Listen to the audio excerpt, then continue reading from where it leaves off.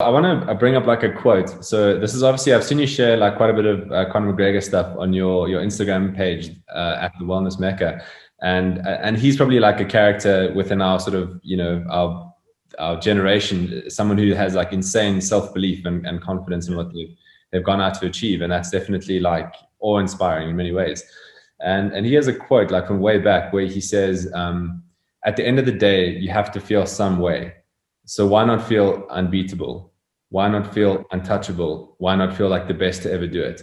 And that quote is basically saying like, at the end of the day, like we've got this one life, and you have to see yourself in some light, right? Like you have to choose how you're gonna look at yourself. And you can either go around walking around all day saying, "Fuck, I'll never be able to do that. I wish I could do what that person's doing. I'm not, a musician or a singer or a business person or whatever it is. Like I could never look like that." You can go around telling yourself those things all day. No one's going to stop you. You're only really just fucking up your own confidence. Or with the same amount of energy and in the same amount of hours, you could go around telling yourself that you are the greatest at what you're doing, or that you are on the path to being the greatest, or that you can make a difference in the world.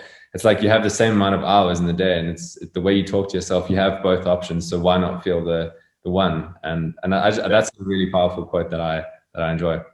Oh, I love that, man. I love that. And that's actually one I haven't heard from Conor McGregor. And I think it's so true, though, right? Because, I mean, what happened is that we have to program this brain. I think that's what some people, we don't realize, myself included, it meant for a long time in my life.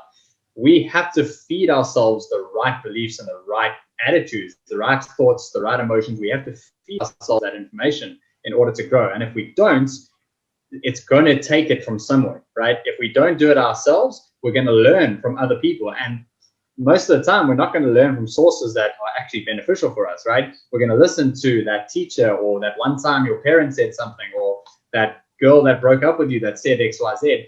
We're going to focus on all of those external things to tell us who we are and what beliefs to have about ourselves. And I mean, that's the same thing as, taking your computer, logging in, opening it up, going past the password, and then leaving it in the middle of a city center for anyone to put any virus on it. I mean, we would never do that.